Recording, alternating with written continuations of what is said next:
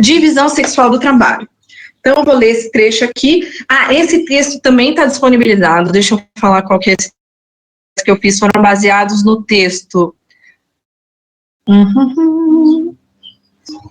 Deixa eu ver. 1, 2, 3. Diálogos entre a economia solidária e a economia feminista. Texto 5.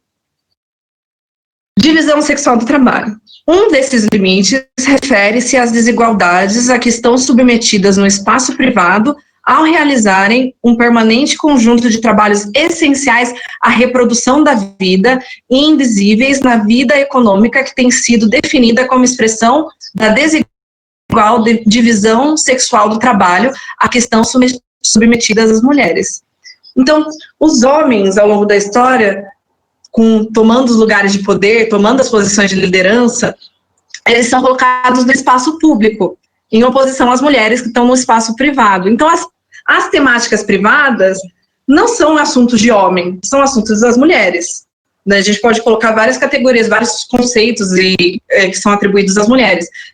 Adjetivos, fofoqueira, ela que limpa a casa. Então, são várias coisas que são colocadas para cima das mulheres. E o trabalho aqui é igual emprego formal. Então, dentro dessa perspectiva machista de trabalho e de economia, a economia se resume aos homens que estão no mercado de trabalho. As mulheres passam a entrar nesse mercado de trabalho de maneira formal, e as mulheres que trabalham só em casa, né, que a gente sabe que não é pouco trabalho, cuidar de filho, limpar a casa, fazer comida, todos esses afazeres domésticos, não são considerados trabalho pela nossa economia clássica. Então, aqui na divisão sexual do trabalho, os homens fazem parte da esfera produtiva e têm maior valor social, e as mulheres da esfera reprodutiva, ou seja, que é necessária para a reprodução da vida, colocando elas com um menor valor social. Isso que a gente chama de divisão sexual do trabalho. Então, como a Sochi falou, cuidado com o trabalho. A gente vai trazer, então, isso aqui um pouco importante. O cuidado, na teoria feminista, é considerado um conceito polissêmico, referindo-se a uma dimensão ética e moral relacionado tanto a ações quanto a atitudes ou a disposições morais, a uma experiência de trabalho historicamente vinculada à casa e às mulheres, assim como a uma atividade profissional, tendo essa última compreensão concentrado muito da produção recente sobre os cuidados, considerando os processos migratórios de cuidadoras, a expansão das atividades compreendidas como cuidado, além dos debates quanto à regulamentação das relações de trabalho dessas atividades. Então, o cuidado, enquanto trabalho, cuidar de criança, cuidar de idosos, essa noção de responsabilidade, aqui o cuidado, então, ele vai trazer essas questões, né, questão moral e política, reconhecer necessidades, responsabilidade e competência. Na teoria feminista, estão sendo trazidas várias formas de como que a gente empodera essas mulheres que trabalham com cuidado, que não estão registradas necessariamente com CLT, com carteira profissional. Em algumas discussões de teorias feministas, são pensadas formas de remuneração para essas mulheres que trabalham em casa. Então, o amor de mãe, né, essa coisa que a gente romantiza tanto, cuidar, eu cuido porque eu gosto dele. Então, querendo ou não, muitas vezes os homens acabam saindo de casa e se beneficiam da mulher ficar em casa trabalhando e responsável por esse cuidado. Então a gente romantiza essa relação, mas a mulher acaba se desempoderando. Ela não está empoderada ali financeiramente, né? Ela fica dependente do salário do homem. Então é uma questão bastante delicada que vem sendo bastante discutida nas teorias feministas. A ética do cuidado, então uma perspectiva diferente sobre o cuidado, entendendo o cuidado também como trabalho válido, trabalho com status social, definitivamente, a sociedade, a ética do cuidado, entender a sociedade dessa forma, geraria uma sociedade mais democrática dentro do ponto de vista feminista. Então, essas atividades do cuidado são atividades a serem realizadas por mulheres pobres e imigrantes. Sochi vem muito a ideia de como ser reprodutivo como uma caregiver, isso mesmo, uma pessoa que toma conta das coisas.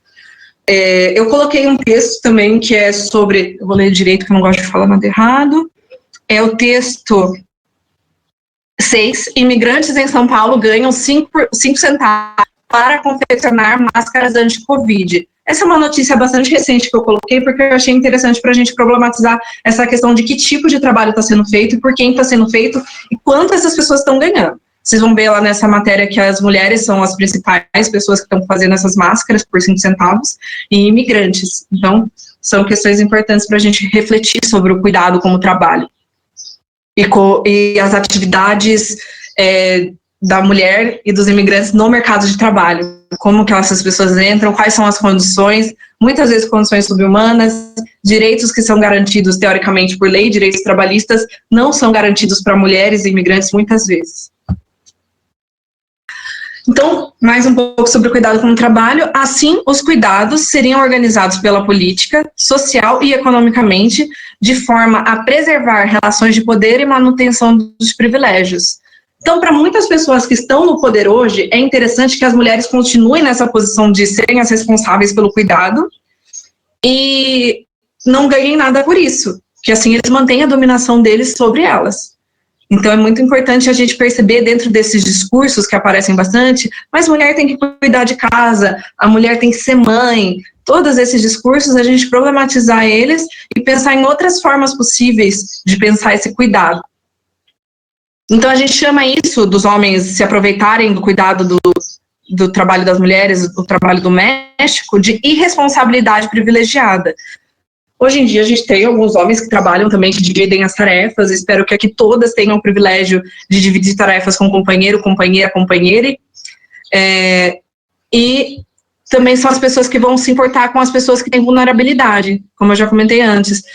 Pessoas idosas, crianças, pessoas com deficiência. Então, esses são os homens e essas pessoas acabam se privilegiando por esse cuidado que as mulheres têm. Então, essa irresponsabilidade dos homens de não ter que pensar em todas as questões relacionadas ao privado é um privilégio. Então, vamos falar um pouco sobre economia feminista, o que a gente está falando aqui. Então, para além da economia que valoriza apenas a economia de mercado, como eu falei antes, a gente passa a valorizar essa economia aí do cuidado. Esse trabalho a gente reconhece como trabalho mesmo. Ela não trabalha, ela só cuida dos filhos. Deus que me perdoe, muita coisa. Eu nem quero ter filhos, né, mas eu entendo que as mães aí, nossa senhora, e acaba sendo muito mais, né, por essa ideia de que as mães entendem mais os filhos. Tem a questão também, questões biológicas, a mãe amamenta, fica mais perto do filho, questões legais, qual que é o tempo de licença maternidade das mães, qual o tempo de licença maternidade dos pais, então tudo isso vai influenciar. Então, a economia feminista considera outras esferas da vida, e o princípio da economia feminista é a satisfação das necessidades humanas. Então, para a gente satisfazer as necessidades humanas, se a gente tem só o mercado, se a gente não tem um controle da vida privada, um cuidado da vida privada, tudo vai desandar. Vamos supor que não tenham pessoas para cuidar de idosos ou crianças na família. Não há a sociedade que consiga uma instituição que cuide de todas as crianças o tempo todo, que cuide de todos os idosos o tempo todo. Então, isso inviabiliza o funcionamento da sociedade. Então, a satisfação das necessidades humanas prevê tanto o mundo privado quanto o mundo público, que eles estão em inter-relação o tempo inteiro. O ocultamento das atividades das mulheres que tem sustentado a existência de uma esfera pública na qual o indivíduo é racional, egoísta e autônomo. Então, a gente invisibiliza esse trabalho das mulheres. Não é muito trabalho. Ela está lá em casa, ela pode ver isso para mim. Então, sempre nesse sentido de desvalorizar, né? Desvalorizar o trabalho doméstico. Então, são atividades ocultas e gratuitas. Então, isso é um problema que a gente tem. Não ter poder financeiro para nós mulheres significa se submeter a muitas coisas, porque a gente precisa sobreviver. A economia feminista, então, reconhece os trabalhos não remunerados também.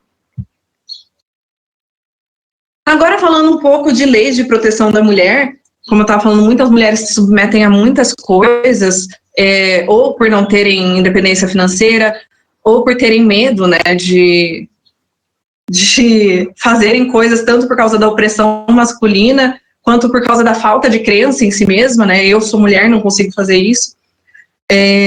E muitas se submetem a relacionamentos abusivos, né? Relacionamentos abusivos aí, as mulheres podem estar sujeitas a eles, os homens, todos nós e as pessoas trans, todas as pessoas estão sujeitas a relacionamentos abusivos, mas as mulheres sofrem muita violência doméstica. Como eu mostrei nos dados anteriormente, uma das maiores causas de morte das mulheres são feminicídios, que a gente também vai falar agora. Então, um dos marcos das nossas leis aqui no Brasil é a Lei Maria da Penha, de 2006, lei número 11.340. Essa lei cria mecanismos para coibir a violência doméstica e familiar contra a mulher, nos termos do artigo 226 da Constituição Federal, da Convenção sobre a Eliminação de Todas as Formas de Discriminação contra as Mulheres e da Convenção Interamericana para Prevenir, Punir e a Violência contra a Mulher. Dispõe sobre a criação dos juizados de violência doméstica e familiar contra a mulher, altera o Código de Processo Penal, o Código Penal e a Lei de Execução Penal e dá outras providências. Então, a partir do reconhecimento dessa lei, da criação dessa lei e aplicação da mesma, a gente tem muito mais denúncias de mulheres hoje em dia. Claramente, é muito difícil fazer essas denúncias, por causa de toda a pressão, do medo de retaliação, de morte, mas essa lei é considerada pela ONU uma das 3 mais eficazes leis de enfrentamento à violência contra as mulheres. Então, é um marco, né, no Brasil, é uma transformação muito importante. E a Maria da Penha, alguns de vocês conhecem a história, quem não conhece pode buscar, não vou ter tempo de falar também, mas uma mulher que sofreu muito, né, com a violência do marido e que deu nome a essa lei. O feminicídio, então... eu vou falar também das delegacias da mulher, SUT. É complicado. O feminicídio em 2015, né, que saiu a Lei 13.104, traz mais dados para a gente, né? Então, antes era tudo considerado homicídio e a gente não conseguia ter os dados claros de quantas mortes foram causadas simplesmente por opressão, né, dos homens sobre as mulheres, por violência dos homens sobre as mulheres. Ou de companheiras também, no caso, o feminicídio é o assassinato, né, de mulheres dentro de relações aí amorosas ou familiares. Então, agora, com o feminicídio, a gente tem esses dados, então isso é feminicídio, isso é homicídio, a gente consegue diferenciar um do outro. Homicídio não é assassinato de homem e feminicídio é assassinato de mulher, não é assim que funciona. Então, o feminicídio já está envolto dentro desses assassinatos envolvendo relações amorosas ou ódio, misoginia, ódio contra a mulher e relações familiares. Homicídios são todos os outros assassinatos. Eu não quis usar passionais, porque tem tanta crítica a esse termo. Então, trazendo o feminicídio, a gente fala, como a Sochi falou, vamos problematizar, então, o passional é dito que a pessoa ficou com ciúmes e matou a mulher por ciúmes. Não é um assassinato passional, né? Não vem da paixão, vem do ódio. Então, é importante problematizar isso mesmo.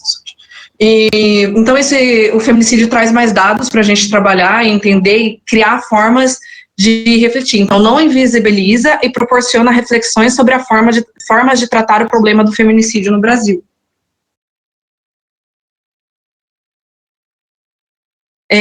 Vou ler esses dados aqui para vocês. 13 mulheres são assassinadas por dia no Brasil. 7 assassinatos são praticados por pessoas próximas e poderiam ter sido evitados. Taxa de feminicídio do Brasil, 4,8 para cada 100 mil mulheres, a 5ª maior do mundo, segundo a OMS. A cada 1h30, uma mulher morre no Brasil por causas violentas. O parceiro, o marido ou namorado, é o responsável por mais de 80% dos casos de violência reportados contra a mulher.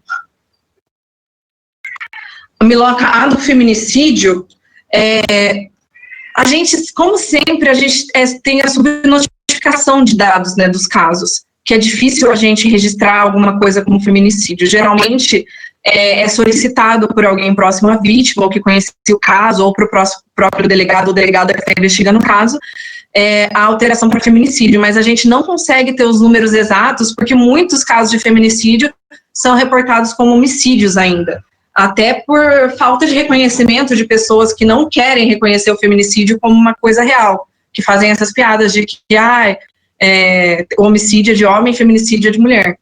Então, isso acaba prejudicando a eficácia dessa lei do feminicídio.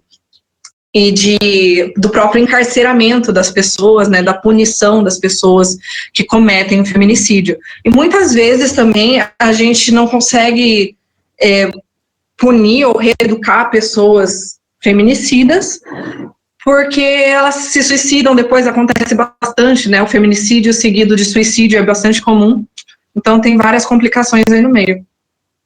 A delegacia de atendimento à mulher é o lugar que a gente deve se... Imagina, Miloca, desculpa eu não ter mais dados, não trouxe tantos dados também, eu podia trazer mais sobre o feminicídio, a Maria da Penha, mas como eu falei, eu estou meio que falando rapidão de tudo. O feminicídio, então, a gente, quando sofre algum tipo de violência, certo, a gente ia até a delegacia da mulher, preencher um BO, fazer uma ocorrência, explicar o que está acontecendo, pedir medida protetiva, mas a gente sabe que muitas vezes, mesmo nas delegacias de atendimento à mulher, quem vai nos atender são homens, pessoas que às vezes falam isso foi só uma briga de marido e mulher, volte para casa, então acontece bastante, infelizmente, a gente tem muitos problemas com as delegacias de atendimento à mulher, com a eficácia delas, como a Sochi falou, algumas delegacias da mulher fecham às 18 horas, e pior que isso, em 91,7% das cidades do país não há delegacia de atendimento à mulher. Então, às vezes, eu moro na capital, né, moro em Florianópolis, a gente acaba na outro lugar que tem delegacia de atendimento à mulher, mas em muitas cidades do interior não existe sequer esse atendimento. E esse atendimento, quando existe, ainda tem vários obstáculos, né? A gente tem que passar por mais constrangimentos na delegacia da mulher.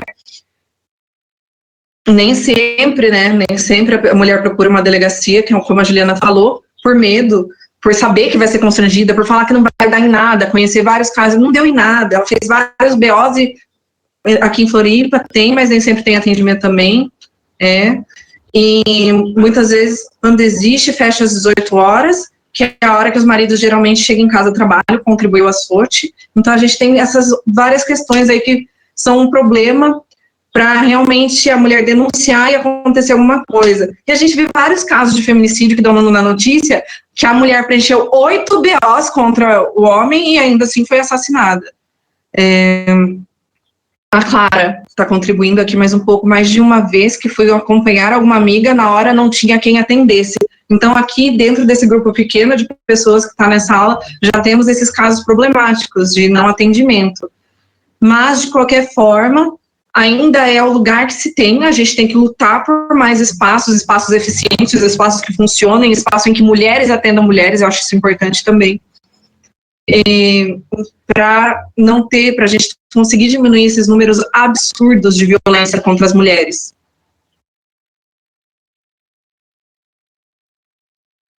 Então, a gente está falando bastante de mulheres, feminismos, a gente entra bastante nisso, mas como eu falei, o gênero não se resume a mulheres, e aqui a gente vai falar de gêneros e orientações sexuais, trabalho população LGBTQ+.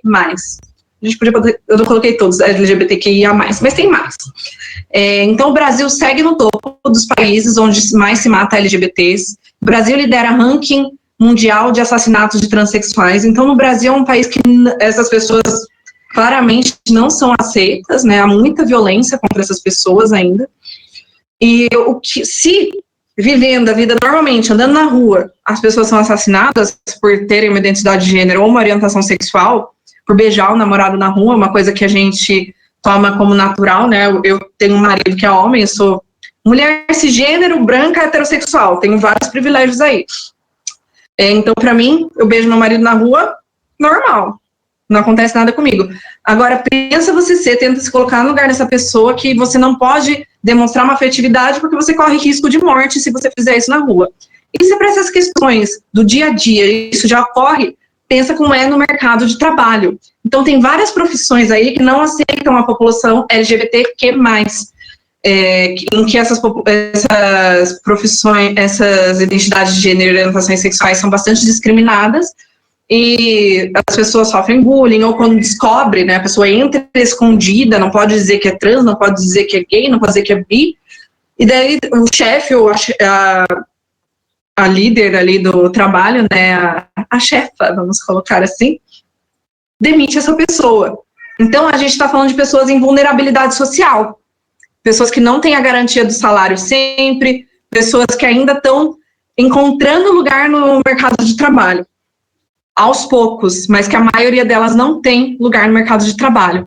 A gente vai entrar mais nessa questão de LGBTQ+, e o mercado de trabalho na aula de quinta-feira. Na aula de quinta-feira, o Mohamed, um educador popular, Mohamed de Azambuja de Ávila, ou de Ávila de Azambuja, nunca lembro a ordem, ele vai vir aqui contribuir com a gente com essa discussão. Ele é um homem trans e vai falar a partir da perspectiva dele, que faz parte de um coletivo, e como educador popular do mercado de trabalho, a população LGBTQ+. Então, essa questão a gente vai, sim, aprofundar na quinta-feira. Aqui cortou ali, mas nos slides que eu vou disponibilizar para vocês, vai estar dando para ver certinho, que aqui nosso programa mudou, dá uma cortada. Ideologia de gênero, kit gay e misoginia, retrocesso. Então, vocês sabem que a gente está passando por um momento político complicado para quem é mulher, para quem é gay, para quem é bi, para quem é trans, para toda essa população que a gente está conversando sobre ela hoje. Aqui na primeira foto, a gente vê um tratamento diferenciado com a presidente Dilma. Ela sofreu vários ataques de misoginia, de ódio contra a mulher. Um deles, esse absurdo, até é triste eu colocar no slide, mas é importante ao mesmo tempo. Então, culpando a Dilma pelo aumento da gasolina e colocando esse adesivo extremamente misógino, né, diminuindo a presidenta por ser mulher. Então, aí a gente não está falando de uma crítica política de discordo com a Dilma. Então, com certeza, as pessoas podem discordar do PT, da Dilma, de várias formas. Mas a gente não tem esse adesivo para o presidente Jair Bolsonaro. E a gasolina nunca esteve tão cara como está agora. Então, a gente tem que se questionar de onde vêm essas críticas, como são feitas essas críticas. A gente não pode naturalizar de forma alguma esse tratamento em relação às mulheres. Não só em relação à política, mas em qualquer filme, que nem eu já falei, série que a gente assiste, em que as mulheres são tratadas como objeto, como seres sexuais inferiores, entre outras coisas.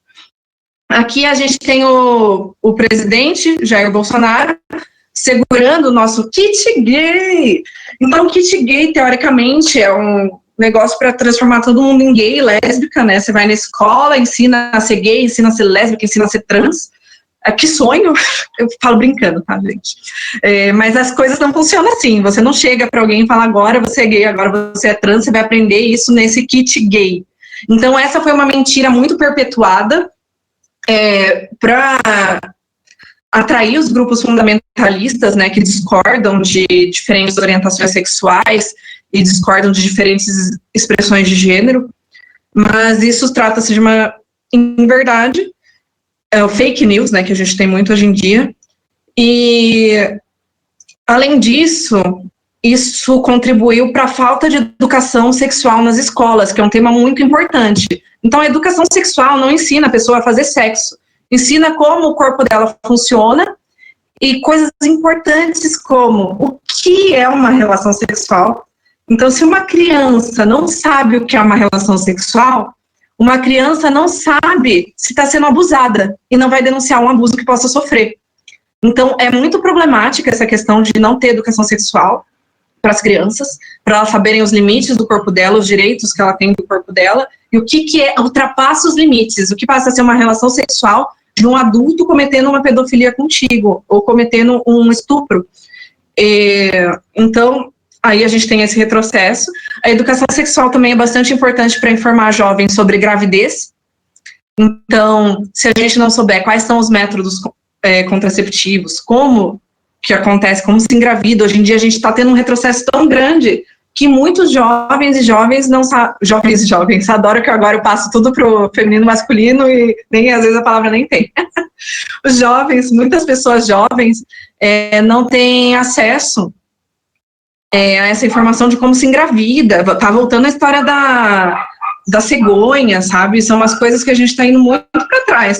E tem lugares que nem nunca chegou essa informação, né, de como se engravida. Então, no Brasil é um país muito amplo, e no interior, como sempre, é mais difícil de chegar ainda, cidades pequenas. Então, essa questão é bem complicada. Sim, Gil, eu ia falar disso agora. As ISTs também.